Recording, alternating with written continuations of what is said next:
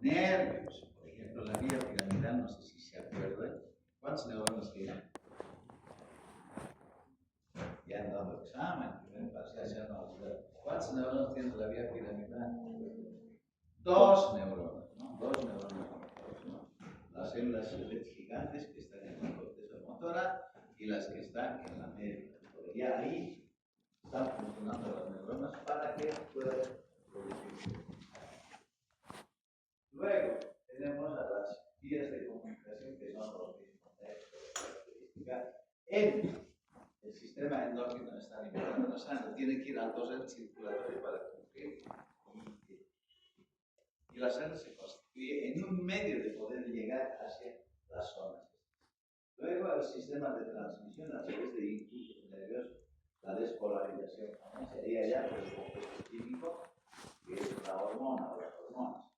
La velocidad de respuesta, eso que les decía al principio, ¿verdad?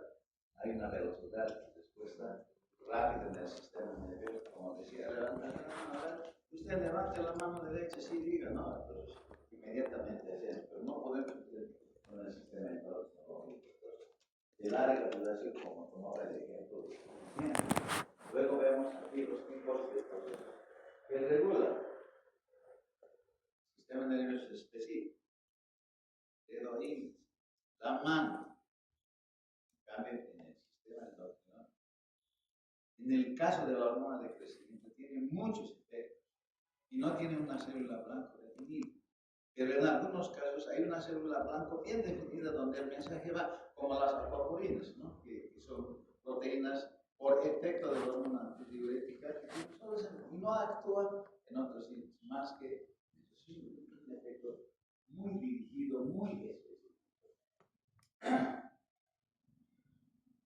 Vemos los mensajeros que involucran son neurotransmisores y son hormonas y finalmente el impulso se libera en los espacios sinápticos en el caso del sistema nervioso y en el sistema endocrino. Algunas cosas se reiteran por la necesidad de que el mensaje vaya claro. En realidad no son reiteraciones, sino son especificaciones que involucran a las mismas. Yo no sé quién sabe esto, cómo se soluciona esto, pero no me. Ahora miren, aquí está lo que yo hablaba en este primer momento. Hablaba en un primer momento.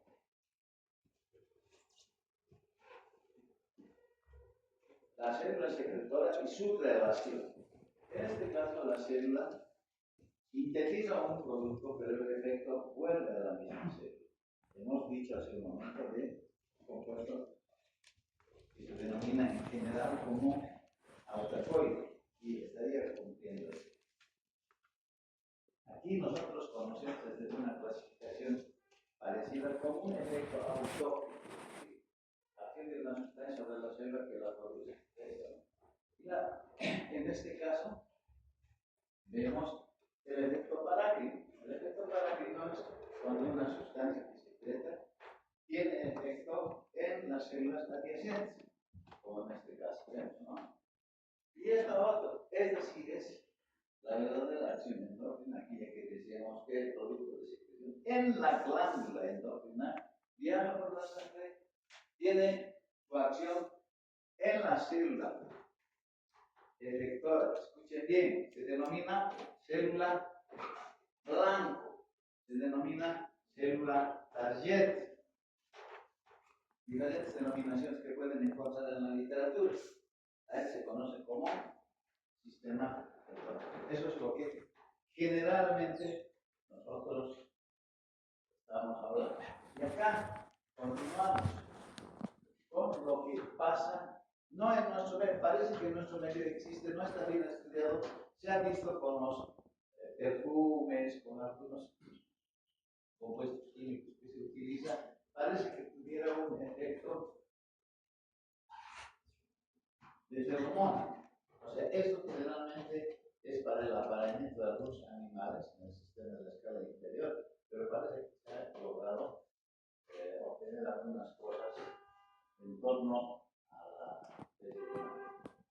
Y el sistema que se transmite a través de los nervios, donde vemos la acción neuroendocrina, donde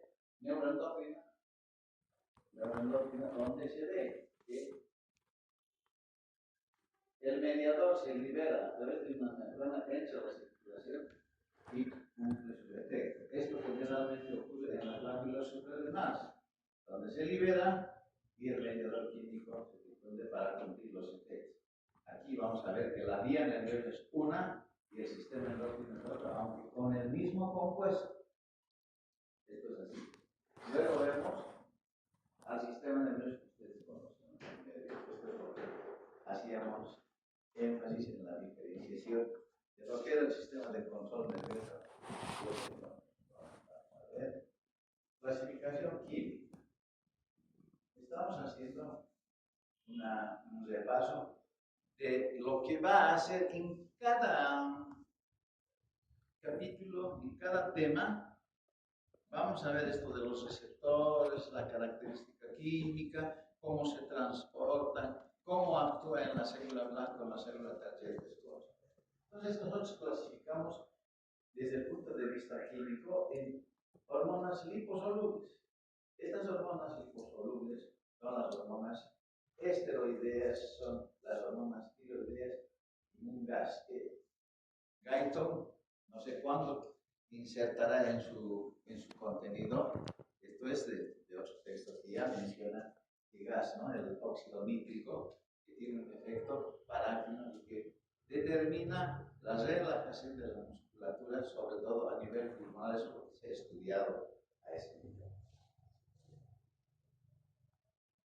También describimos a las hormonas hidrosolubles.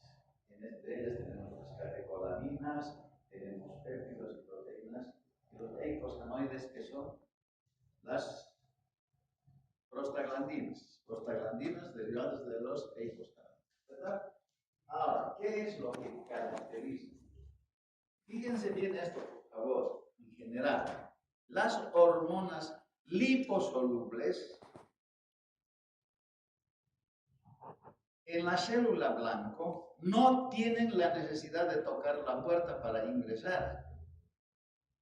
Transitan libremente, justamente valiéndose de su liposolubilidad. Este es el caso de las hormonas esteroideas. Entre las hormonas esteroideas están estrógenos, progesterona, testosterona, vitamina D. Todas estas hormonas son derivadas del colesterol. Existen muchas más hormonas con estas particularidades. Esto quiere decir que para cumplir su misión deben tener receptores. En este caso, efectivamente, los receptores se encuentran en el interior del citoplasma. Tienen receptores citoplasmáticos. Para ya avanzar un poco, las hormonas tiroideas, que son aminoácidos derivados de la tirosina, también ingresan libremente la membrana celular por su liposolubilidad y tienen receptores nucleares. Fíjense cómo cambia de acuerdo a la composición química. Ahora, las hormonas esteroideas, yendo al revés, en el lugar de síntesis, por ejemplo, en los ovarios, en los testículos, no se acumulan, como va a ocurrir con las hormonas tiroideas o con la insulina, que es otra hormona. No se acumulan. Cuando hay la necesidad fisiológica, inmediatamente los mecanismos de biosíntesis se aceleran. A diferencia de otras glándulas, les decía, se acumulan en las terminaciones, interviene el calcio y estas vesículas, vamos a ver más adelante, van a verter a través de un mecanismo de la exocitosis hacia el torrente circulador. Pero no tienen, en este caso, esta modalidad de aporte a la circulación. Y los gases, ya les decía, el óxido nítrico, que también ingresa en forma libre hacia el citoplasma. Y aquí vemos con esta gráfica, yo lo que he querido reforzar es con estos gases, sobre todo el glicerol, la urea, ácidos grasos, esteroides, porque están los esteroides valiéndose únicamente de su liposolubilidad. En cambio hay otras, fíjense, la glucosa, aminoácidos, etcétera, que no pueden ingresar ya en digestivo. ¿Han visto cuál es la molécula que transporta? ¿Cómo se llama el transportador de glucosa en el intestino? Han dado examen ya.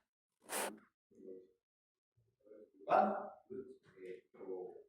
Este es uno. Ese es en la membrana basal. Y en la apical. No. ¿Cuál es? Así están jóvenes. ¿Cuál? ¿Gas? Ah, ya, eso, ¿no? GSLT. ¿Sí? Bueno. Glucosa, G. Glucosa sodio, G. A ver, traduzcan lo que dice G. Claro, GSLT. Sodio, glucosa transportador. O sea, es un cotransportador, por ejemplo. Entonces, en este caso, no nos dice, pero ya nos está diciendo que la glucosa no puede ingresar. Entonces hay otros mecanismos que también es un transportador que comparte, ¿qué?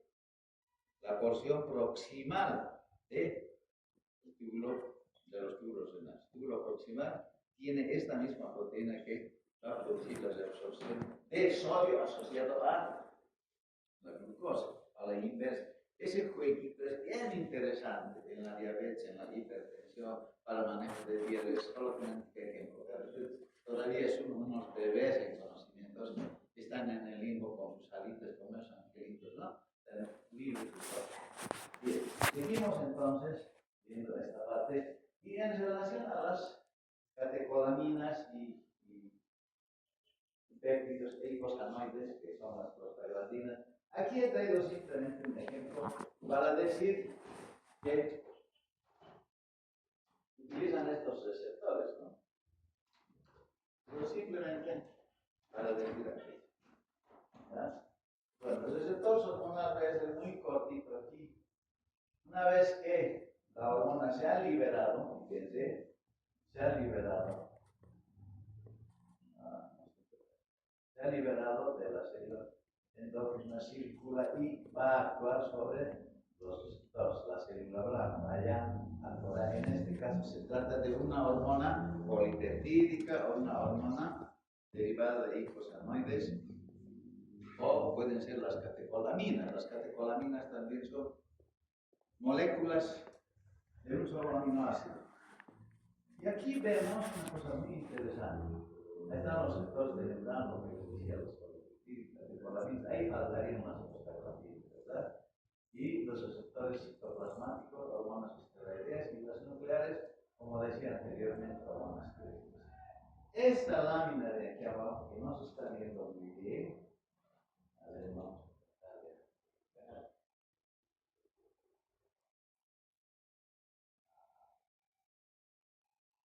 Bien.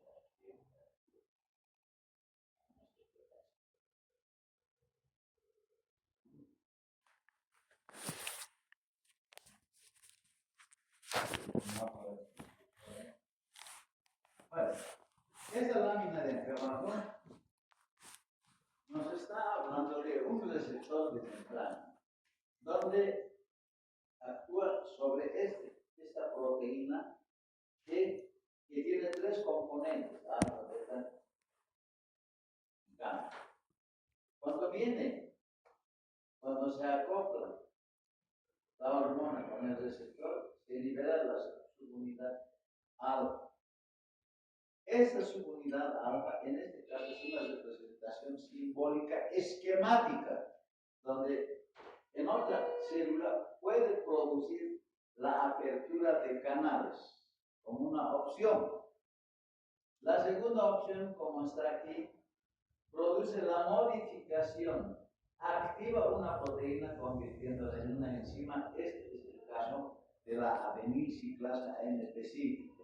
Yo me acuerdo de esta molécula del segundo mensajero, porque en este caso el AMP cíclico se constituye en un mensajero citoplasmático. Me acuerdo, para mí célebre este conocimiento, porque cuando yo ingresé a dar mis primeros pasos en la docencia, me preguntaron, a ver, te hablé del segundo mensajero. Y ese momento era el boom del conocimiento. Ahora se saben muchas más cosas, pero aquel del segundo mensajero. Otra, aquí, activa enzimas intracelulares. Es otra, es muy genérico lo que estamos diciendo. Y otra opción es activa la transcripción génica. Se da a nivel de las moléculas de ADN. A ese nivel es donde se percibe el efecto. Bien. Este es un modelo de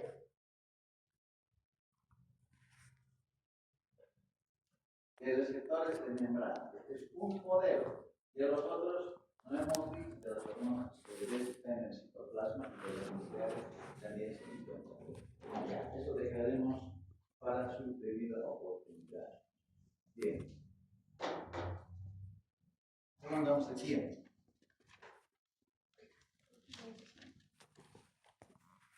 ¿Cómo andamos? Ah, ya.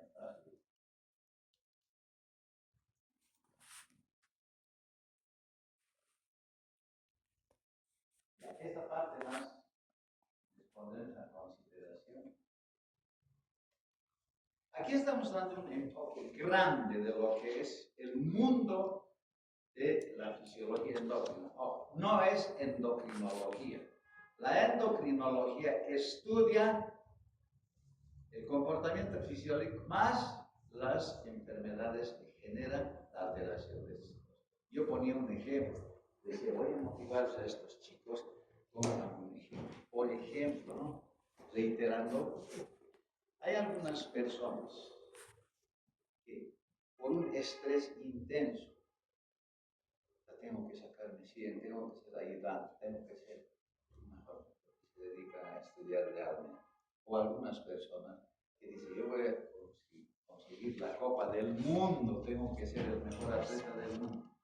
Si son mujeres, se les suprime el periodo menstrual, ya sea por una situación de este lado o por una situación de este otro lado. Fíjense la implicancia que tiene el hecho de potencializar un determinado eje. Estoy hablando del eje hipotálamo hipófisis ovárico. Este es un eje que garantiza el ciclo menstrual y la posibilidad de procreación. Este es uno. Y la otra posibilidad es el estrés, ¿no? Es otro eje, el eje hipotálamo hipófisis adrenales. Eso se genera durante el estrés. Y les voy a dar un ejemplo. Por eso estoy controlando el tiempo para tener un poquito más de ilustración. A veces uno se acuerda de estas cosas y toda la vida yo me acuerdo de mis profesores. Un ejemplo que nos dieron. Eso se llama una amenorrea psicógena, se llama así, ¿no? Amenorrea hipotalámica. O sea, no tiene que ser su periodo. Lo primero que hacemos es lo más facilito, como todos, ¿no? Viene a la consulta y dice, ¿qué tiene? Se me ha suspendido mi periodo. Desde embarazo, lo que más hay, ¿no? Por medio, no sé, desde embarazo. Y cuando te da negativo, ahí empieza el reto. Pues en esas circunstancias. O el hecho de tener un tumor, un bocio, una señora, una chica gordita, no me viene, seguramente que no le viene. O el otro ejemplo, que se los voy a contar, de un casito, pero lo voy a reservar para generar más atención. 22 años y no tenía su periodo menstrual, desde embarazo 22, desde transporte, pero hay que pedir por protocolo, ¿verdad? Entonces, hay así, el sistema endocrino tiene muchas expresiones. Esa chica que les hablo, del bocio, gordita, todo, esa chica no tiene periodos menstruales, por lo tanto no se va a poder embarazar. ¿Se dan cuenta? Entonces, así pasa. O la prolactina, que también tiene su efecto. Entonces, no son cosas extraordinarias, sino hay que saber lo más general, hay que saber. Esto por esto. Después el laboratorio, después la molécula, después ya las interacciones dirán. Pero lo más grande es lo que hay que saber. Eso es lo que les decía. Y las hormonas actúan sobre 4 esferas grandes, ¿no? En la reproducción intervienen las hormonas hipotalámicas y hipofisadas respectivamente esto, ¿no? Si hablamos del eje reproductivo en el hombre será también hipotálamo, hipófisis, testículos. En la mujer, hipotálamo, hipófisis, gónadas. Desde luego, los nombres, ¿no es cierto? GNRH, hipotálamo, en hipófisis, LH, FSH, y a nivel de los ovarios se da testosterona, progesterona, perdón, estrógenos, progesterona, aunque hay una pequeña fracción de testosterona que está presente en las células intersticiales, esta parecería contradictoria. Nosotros también tenemos estrógenos, no es que no tengamos, pero las concentraciones son pequeñas. Eso sí interviene en la esfera reproductiva. En el crecimiento y desarrollo, hormona de crecimiento, por supuesto, factores de crecimiento, las hormonas tiroideas y las hormonas sexuales. Si no hay hormonas tiroideas, imagínense, no se espera que desarrolle una estatura. ¿Y por qué no se da cuenta ahora?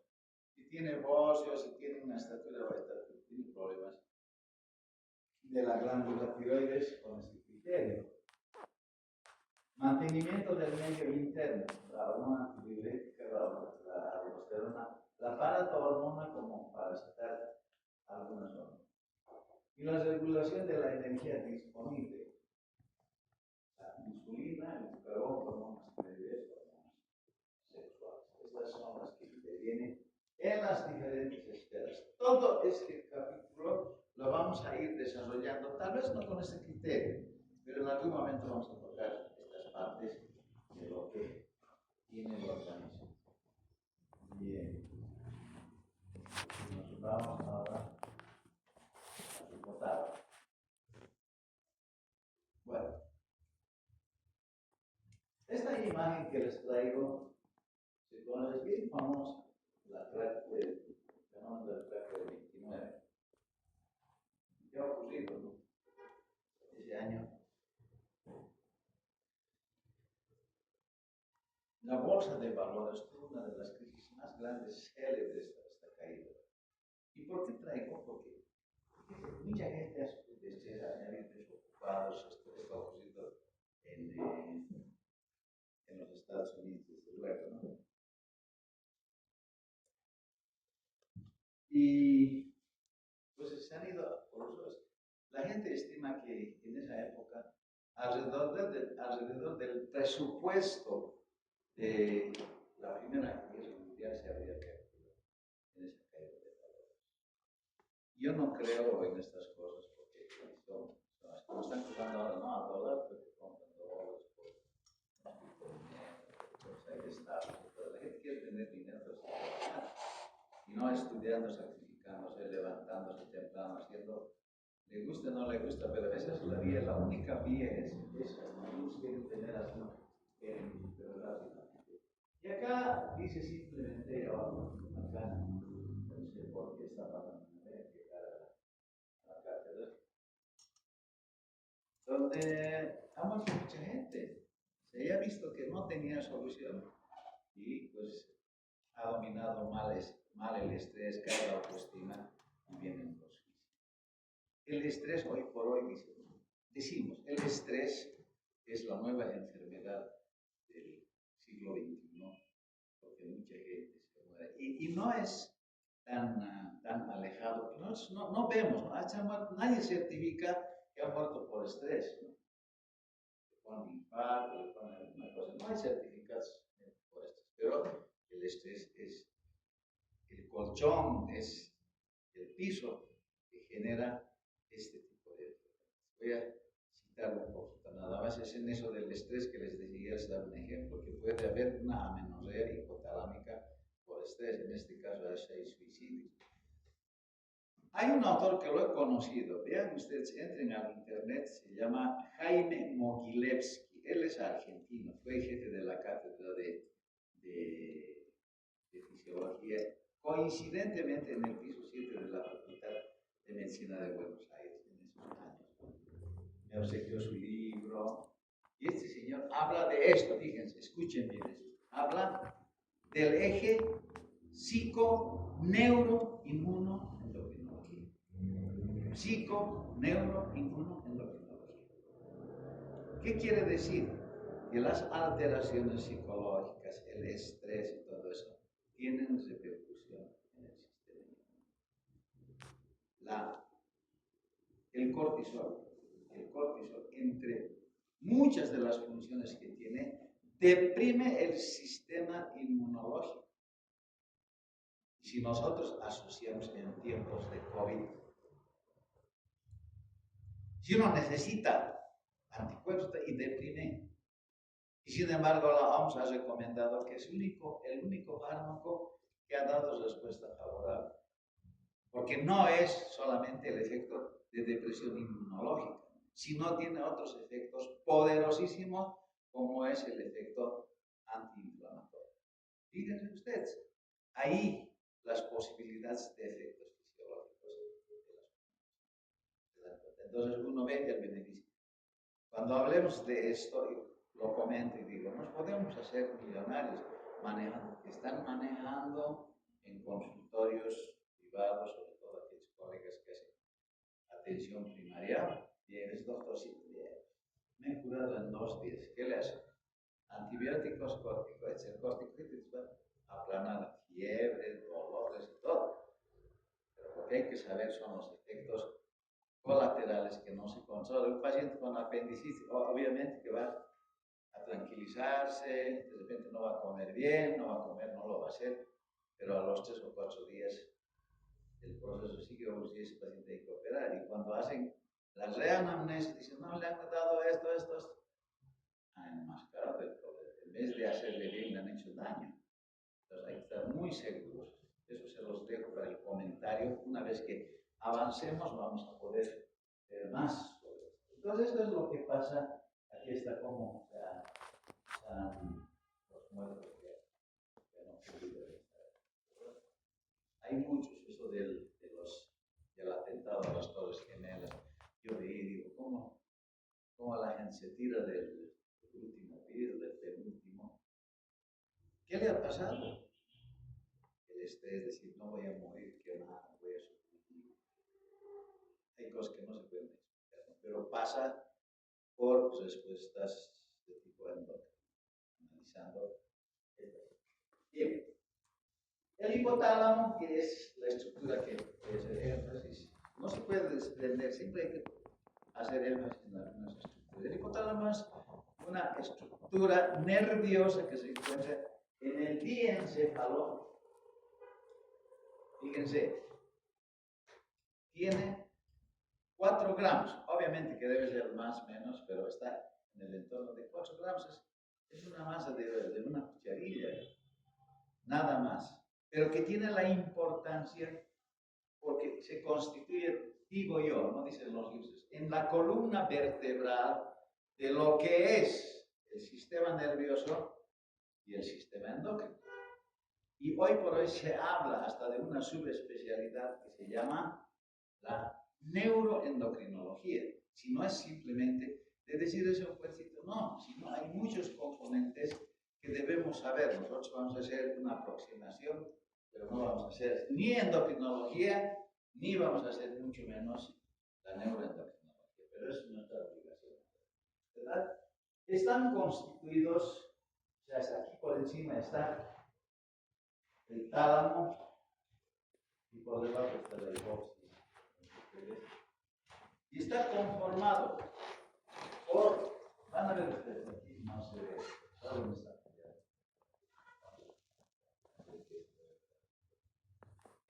Está conformado, aquí ven, nada más por áreas, y aquí debe haber otra área, ¿no? Esta área hipotalámica.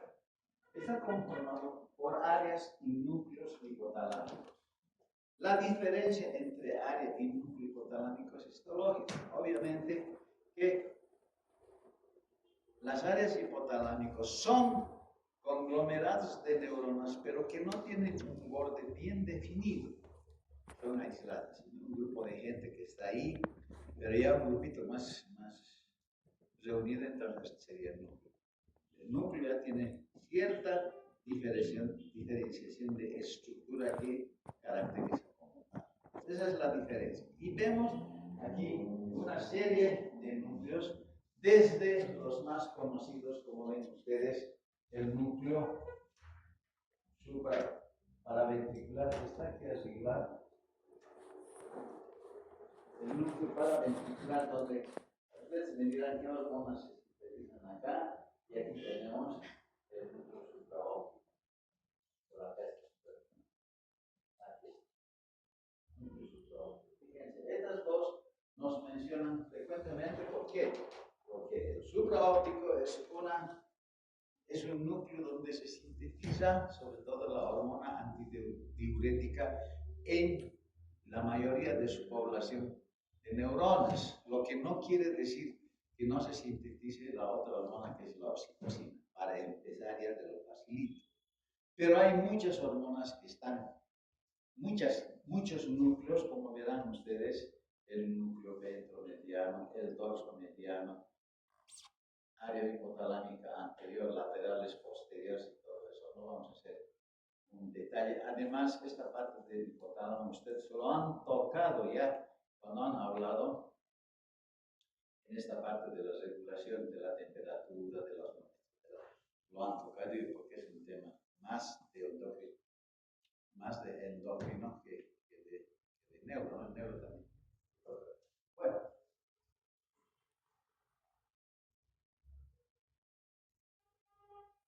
Esta estructura tiene relación con el sistema límbico.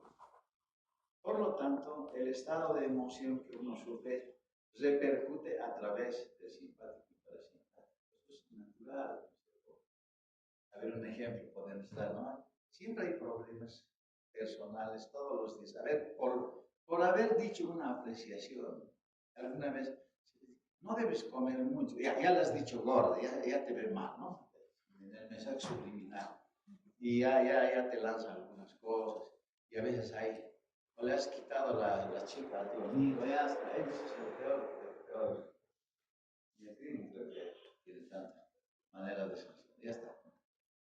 Comienzas en supuestas. Entonces no lo quieres ver, lo ves viniendo y te vas por el frente, te das una vuelta, etcétera, etcétera, para no chocar con esa persona. Entonces, estas cosas tienen su repercusión. Y entonces, ¿qué hace el organismo? ¿No? Te da taquicardia, o la ves a tu ex y te da taquicardia, la ves, ¿no? Entonces, esta es respuesta emocional, ¿no? La causa es emocional y tiene una respuesta fisiológica. La taquicardia, la sudoración. Esta es una respuesta fisiológica. Fíjense ustedes. ¿Quién media? Tiene que ser el hipotálamo a través de las otras vías complementarias. En este caso, hay dos tipos de relaciones.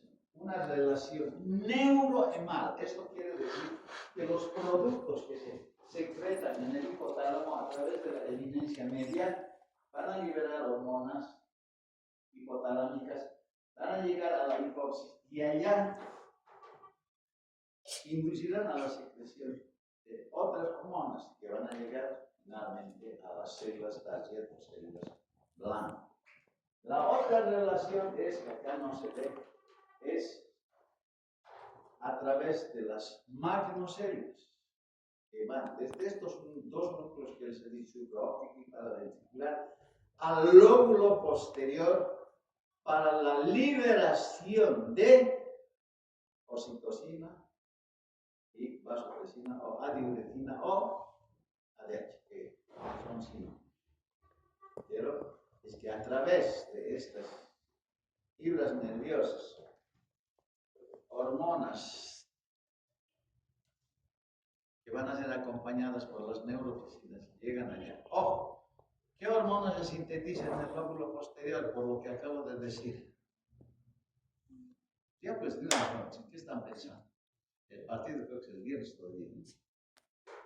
¿Cómo es? ¿Dónde se sintetiza?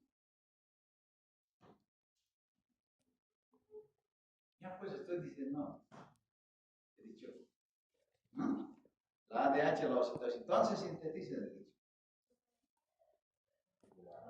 ¿No? ¿Qué? ¿Dónde? Núcleos hipotalámicos, supraóptico y paraventricular. Alguna vez yo pregunté, las hormonas se sintetizan así en el lóbulo posterior del hipófisis, y alguno cree que es así. Es el momento para decir que eso no ocurre. Se sintetizan en el hipotálamo, se liberan en el lóbulo posterior, que es otra cosa. Eso que quede claro para los. Entonces, la hipófisis, y aquí vemos las relaciones, las funciones que tuvo, ¿no? Está la regulación de la temperatura.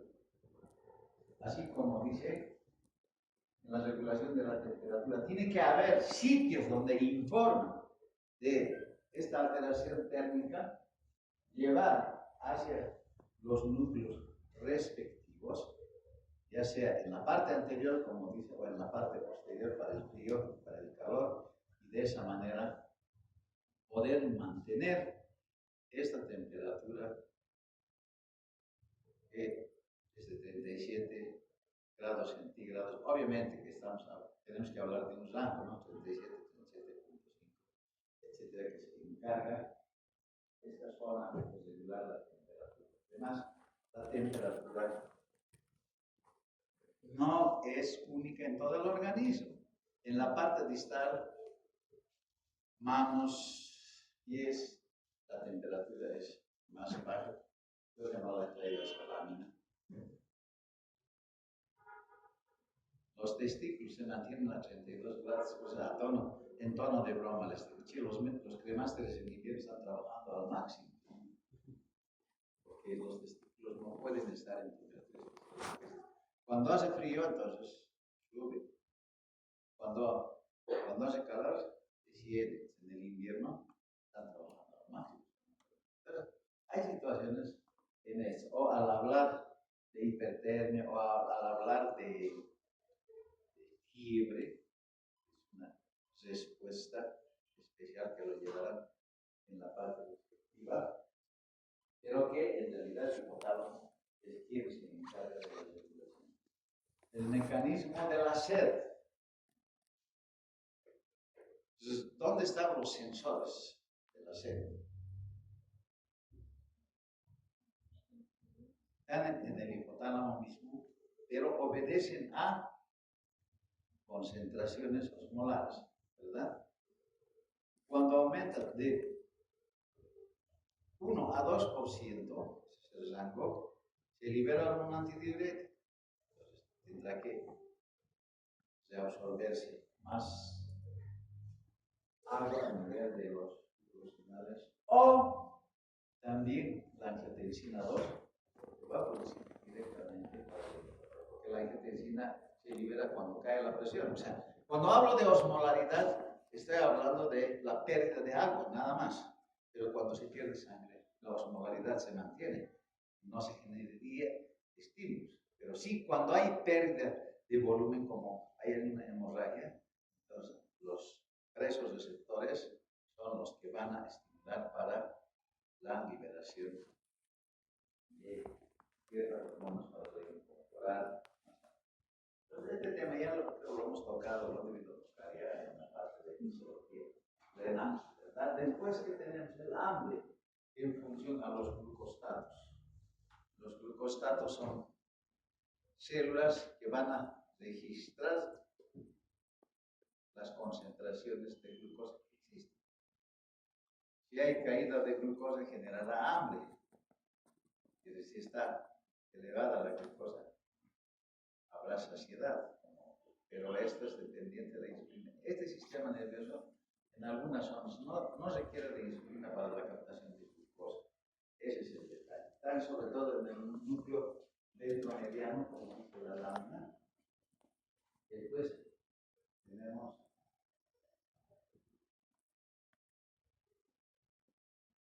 la saciedad del hambre. Comportamiento sexual, obviamente, en la zona ventral del hipotálamo se liberan las hormonas, sobre todo la GnRH, que a nivel de hipófisis va a producir la liberación de FSH y LH. En la última lámina, la FSH responsables del desarrollo folicular y la LH de la ovulación. Métanse, casi son preguntas de exámenes de edad, resumidos casi les espera. Usted poner así, FSH igual desarrollo folicular, LH igual ovulación y después le agregarán progesterona. Pero eso ya casi pregunta de eso, ¿verdad? Después tenemos más. Ritmo circadiano. Ritmo circadiano. Se habla también, se dice también que el hipotálamo sería el reloj biológico que está relacionado con los sectores de la retina hacia el hipotálamo. Eso lo vamos a reiterar conmigo, pero es importante que mencione desde ahora la importancia de este reloj biológico. Las funciones van a cambiar de acuerdo al ciclo luz-oscuridad. ¿Qué más tenemos aquí? ¿Qué más hay aquí? Reacciones de defensa. Empecemos a hablar de esto. A ver, aquí lo vemos. Bueno, esta lámina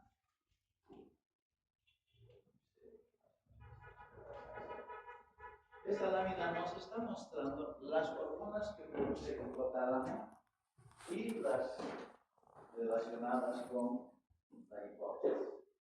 La CRH, hormona liberadora de cortisona, son abreviaciones anglosajonas. ¿Entienden eso? No esto viene del inglés.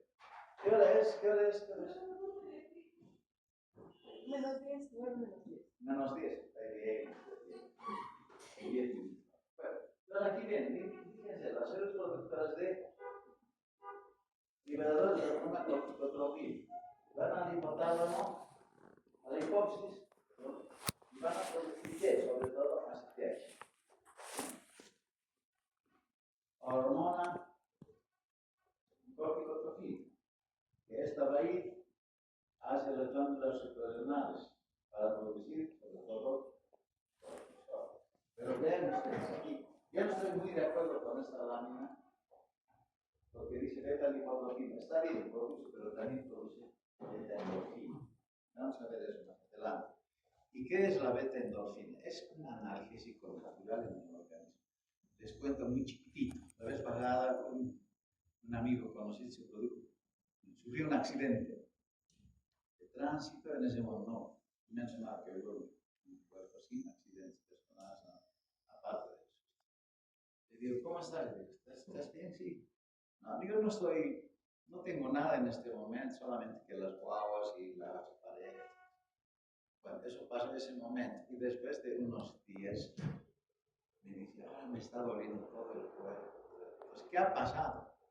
Ante una situación de estrés, la CRH en la hipófisis produce la síntesis de una hormona grande, ¿no? Un compuesto químico que se llama la pro-opio melanocortina. O sea, la liberación de CRH en la hipófisis va a producir en forma equimolecular a las sustancias que he dicho, una sustancia opioide, otra la melanina y la hormona misma. Entonces, esta sustancia en situación de estrés, porque imagínense caerse ahí, entonces está todo un susto, liberación de ACTH cortisol. Y antes el cortisol, estas sustancias opioides que tienen efecto analgésico. Por eso es que a veces, cuando hay ese tipo de accidentes, a veces un dolor ahí, por ese problema en situación de estrés. Este es el segundo elemento. La otra hormona que se sintetiza en el hipotálamo, la TRH, hormona liberadora de tirotropina, sintetiza TSH. Pero fíjense ustedes, aquí hay una línea.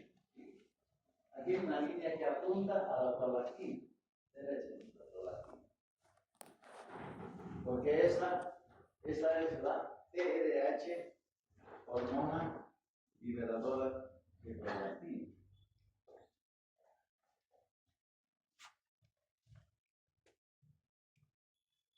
Cuando hay un aumento de, miren, el bocio quiere decir que no se está produciendo, partiremos de ahí, que no se está produciendo hormonas tiroideas. La TSH estimula, golpea, tienes que trabajar y la otra no, y sigue aumentando el estímulo. Entonces, las concentraciones de TSH, pero esas concentraciones de TSH también son respuesta de los mensajes que llegan al hipotálamo. Y si tienes que producir más hormonas, no hay. Por eso la glándula se hipertrofia. Al aumentar la TRH en concentraciones elevadas, tiene un efecto colateral que actúa sobre la secreción de prolactina. Si ustedes ven, eso es clínica, 3 cositas. Si ustedes ven una paciente con vos, no le viene su menstruación y tiene signos de hipotiroidismo, háganle una expresión de las glándulas mamarias con seguridad que va a tener secreción láctea. Esta es la vía. ¿Y? ¿Se entiende? En términos de facilidad. Vos, golpea la TSH, golpea la TRH. Y la TRH, como se produce en grandes cantidades, induce a la liberación de prolactina para producir leche. Eso es seguro. Pero pueden haber algunas enfermedades en el intermedio. La GNRH o LH-RH también se denomina. Producen las dos hormonas, la LH y la LH. Y la GLH, estas respectivamente van a producir o disminuir la hormona de crecimiento. Como decía, es una de las pocas hormonas que no tiene célula blanca. Actúa sobre el hígado, pero en el hígado sintetiza los factores de crecimiento, los IGF. Así se llaman estos mediadores que lo van a llevar en la parte de 6 hormonas. Y esto simplemente es para ilustrar, ¿cierto? La secuencia de aminoácidos. Por ejemplo, la TRH. 3 aminoácidos, la GNRH, 10 aminoácidos, la hormona liberadora de cortisol, 41 aminoácidos, GNRH 44, la somatostatina, 14 aminoácidos, la hormona inhibidora de la hormona de crecimiento, la PIP, hormona inhibidora de prolactina, en realidad es la dopamina.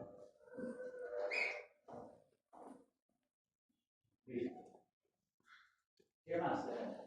La hormona oxitocina, que ya sabemos, la ADH, tiene respectivamente 9 aminoácidos, donde la diferencia es un solo aminoácido que hace que sea oxitocina o oxitocina. De allá vendrán los efectos similares en algún momento de tener algún grado de efecto de la ADH. Estas hormonas hay que saberlas. Listo. Creo que hemos avanzado.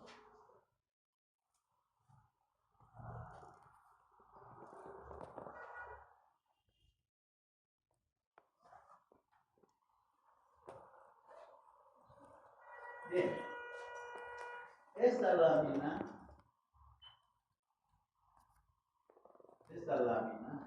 está expresada en esta. Lo único que quiero decir es óxido que hemos contado. ¿Dónde está? Aquí, ¿no? Insisto mucho en esta parte. La hormona antidiurética que se libera, se sintetiza en los núcleos supraópticos paraventriculares. Estoy diciendo por cuarta vez que esto. Se libera, viaja hacia los riñones. ¿Qué dice aquí? Absorción de agua. Y está mal el concepto, ¿no? Debería ser reabsorción. Porque en el primer momento en que el agua entra en contacto con el organismo, allá en el intestino se produce la absorción. Circula, llega a los riñones, se filtra y se vuelve a incorporar el agua. Eso se denomina reabsorción. Hay cosas así en el Guyton encontrada, en el Gano. Cada vez que revisamos El resto lo conocen de las hormonas hipotalámicas, hipofisiarias. Hay unas tablitas especiales. No quiero interferir con la clase de mañana, porque el doctor va a ingresar y lo que no tendría que repetirse lo mismo. Aunque, les digo, en las repeticiones se da la otra óptica. No siempre va a ser una calca de la conferencia. A veces es bueno escuchar, porque siempre aditamenta con alguna cosa más que el profesor. Quisiera escuchar comentarios. ¿En qué tiempo estamos? Debemos estar en punto, 00. 000. Es como consolamos el tiempo, estaba programado así. ¿Algún comentario que quieran hacer ustedes? ¿Alguna pregunta? Hay que leer bastante, hay que leer algo, hay que leer. Una otra cosa sería una hormona que tiene secreción parácrina y autócrina. Sí. Y una hormona que tiene secreción endócrina. Endócrina. La mayoría de las hormonas. A ver, iremos más de la FSH. FSH sintetiza en la hipófisis. Tiene que viajar, llegar a testículos o ovario. Esa es la que viene así descrita en el concepto, ese es el concepto endocrino metabólico. Que los otros tienen acciones locales, no necesitan llegar a la sangre. Nos vemos de aquí a las 2 semanas. Que estén bien.